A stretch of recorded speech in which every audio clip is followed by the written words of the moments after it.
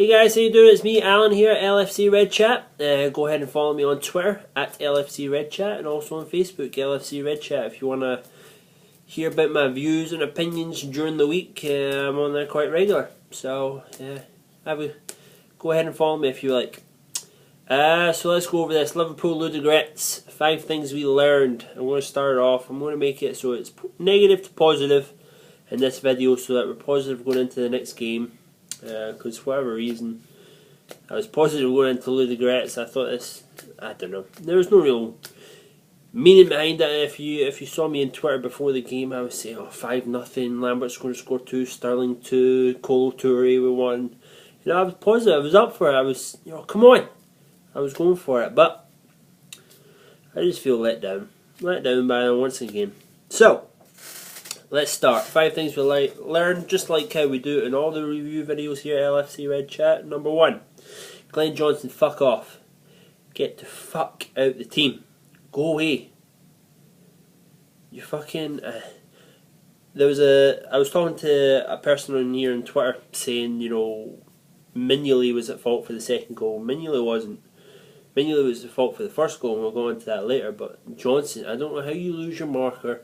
I don't know how you jump too early for the ball, totally fucking miss it. How do you take a step back? You take a step back into the player behind you. What's going to happen? You're probably going to pull a foul for yourself, because you'll maybe stumble over him or whatever. Why are you jumping so fucking early for it? You can't fucking defend anything. Glenn Johnson, by the way, 1 tackle throughout the whole game. Manquillo had 3 on the right hand side. Ridiculous. Absolutely fucking ridiculous. He's useless. He doesn't care anymore. I don't know why Brendan Rodgers doesn't see this. I don't know why he's getting picked ahead of Moreno to play left back. You have Moreno there. I think Enrique should be back from his injury at least. But you got Moreno there, fully fit. Why is he playing? Why is he playing fucking left back? Why is he even on the pitch? The fuck's the point in him? Go over my other point. Mignolet wasn't at fault for the second goal because it was a flick on to the front, so he was in position in case the flick on came as a shot on target. So he was there in position for that. It doesn't get flicked on. Anybody that's ever played goalkeeper knows that you say you get flicked on, you're fucked after that. The goalkeeper is dead in the water. You're in no man's land. You're going to have to pull off an absolute miracle of a save. Mignolet gets absolutely fuck all help from Glenn Johnson. And the boy just fucking nods it in. Ridiculous. Number 2, Mignolet. What is the answer for Mignolet? Because Brad Jones isn't good enough. Let's be honest about that. Maybe he is. Maybe he is better than Mignolet. Maybe we should get over Mignolet. Because mistake after fucking mistake. Wasn't it a repeat of the Crystal Palace goal, the first one? Shot from outside the box. No one picks him up running in. Mignolet fucking bobbles it in front of him and says, "Oh God, fucking hell." Rubber hands that he has. Just fucking bounces off them. I don't understand him. Is it because he gets criticised too much? Can you not take the criticism? Does he feel a lot of pressure on himself? I don't know. I don't know what it is, but what the fuck is he doing? Just pisses me off. Right, number 3, if you're writing to my channel, I'm not a person that's in the Rodgers out camp. If you're one of those people, I'm not personally. If you are, it's totally up to you. You have your own views, opinions. You have your facts to back it up. It's what you think. That's fair enough. It's up to you. I personally don't think so, but Brendan Rodgers does need to be criticised from time to time. This one he did. Like I said before, why is Glenn Johnson in the team? So this is number 3. I've got it written down here. Team and subs, and we'll get into it. So number 3, things that we learned. Why is Glenn Johnson in the team? Why is Emre Can not getting a game? Why is Moreno starting on the bench? Just different things. Things that he did do well. I'll come back to that because that's number 4. We'll go to positive then. But number 3 still, the subs part of it. Why are we not bringing on subs? Why did only Moreno come on? It was a heavy pitch, it was a cold night, you could see the ball moving real slow across the ground. Gerrard and Lambert must have been absolutely fucking shattered. Both of them are probably in a wheelchair, coming back. They probably won't see them against Stoke. They'll be that fucking tired. Why? Why? It doesn't make any fucking sense. It doesn't make any sense at all. I'm sitting there screaming at the TV. Why are we not bringing on a sub? Ludogorets go through 3 subs before we even bring Moreno on. I'm looking at it. Why is nobody coming on? Why can't we put Coutinho on? Why can't we put Barini on? Why can't we change it up a little bit? Why can't we have killed the game off? I'm sitting there with my brother-in-law. 2-1. I'm looking at it here. I'm like, here comes a fucking goal. Bet this finishes 2-2. Here comes a goal because we're not killing them off. We're not stamping on their fucking throats and killing the game off. Why couldn't we have done a Crystal Palace? Crystal Palace stood in our throats and killed us off in that game. We were pushing for the goal, and they came back and they said, "No, we're going to fucking score," and they did. Liverpool just fucking pissed around, wasted the ball in midfield. A couple of chances, but you didn't kill it off. If you wanted to kill it off, you would have done, and we didn't. Right, so we're moving into positive ones. Okay, number 4. I think if you're watching my videos, thank you very much for watching my preview video and listening to me asking for Gerrard to be pushed up a little bit further. Lucas coming into the team, Kolo Toure coming into the team. I think that was 3 very good moves.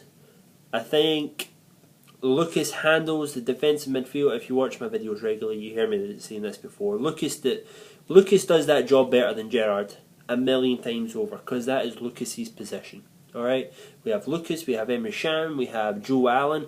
3 people more than capable of doing that one position. I don't know why you would play Gerrard out of position all the time. Gerrard looked 10 times better further up front, sometimes playing as a second striker off of Lambert. He looked so much better further up.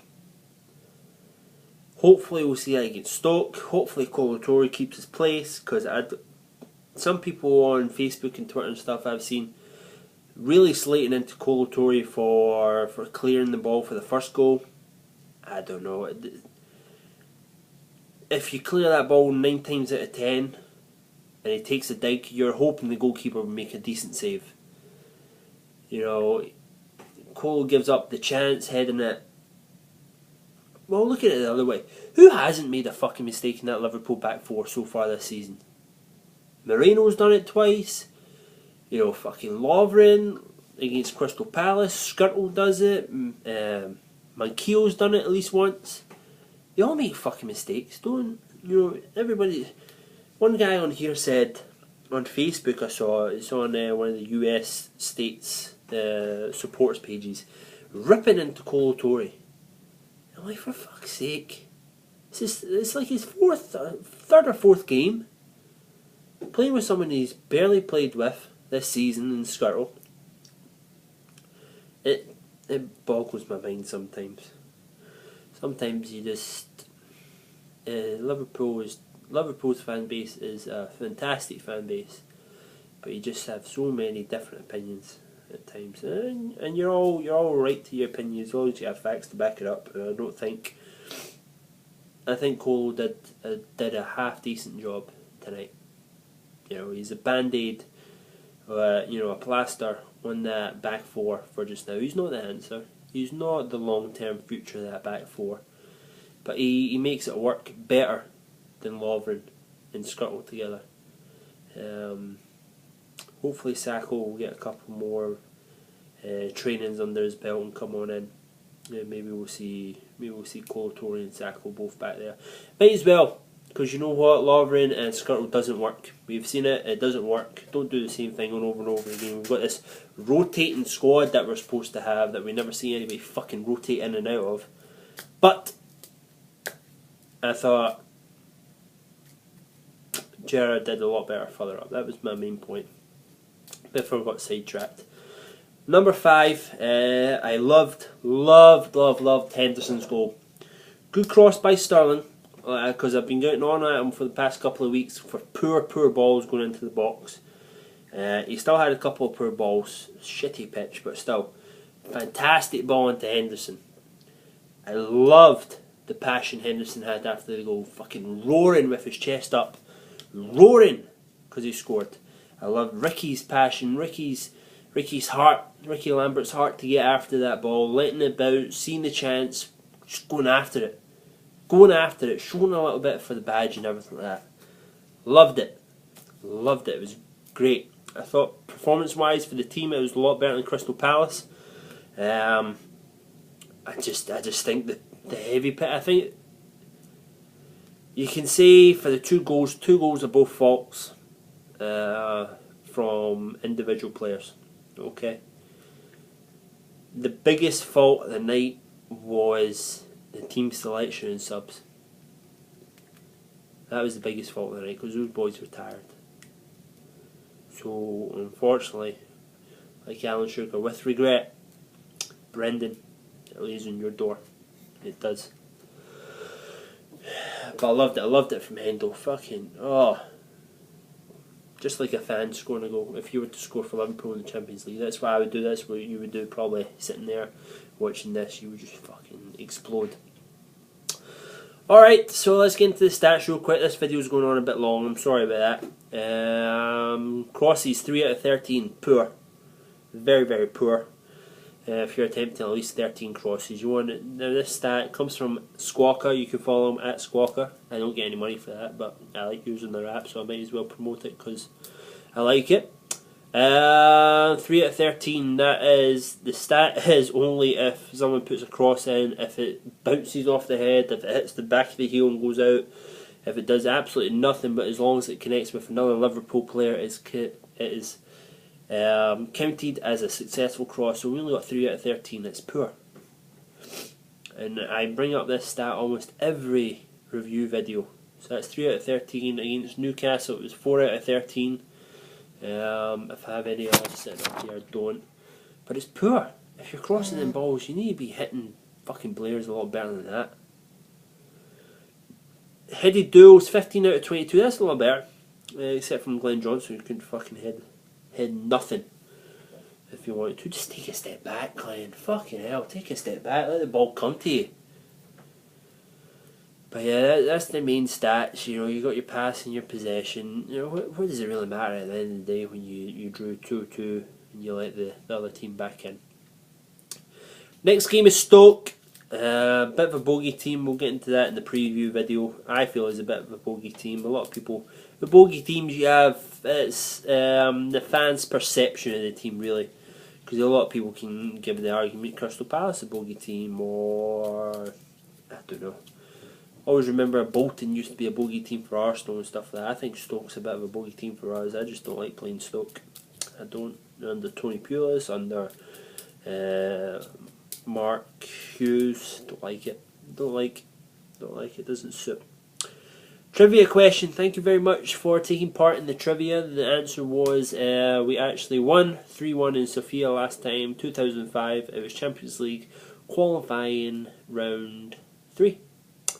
So thank you very much. I did have one answer. He said we won 1-0. Unfortunately, that was the score at Anfield.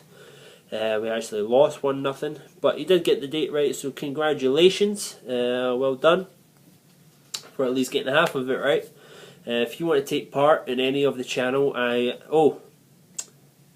some news for you. If you're still watching it this far, I am going to do a comments below video. So if you want me to express your comments with any of the other people that watch this channel, please leave your comments down below and we'll do a video a bit like I'll call Tom Hardy, my boy Tom, Jason Hardy, kind of like that. I'll do a response to your comments or a big video, but I'll make sure all your names are in it. Okay guys, so thank you very much.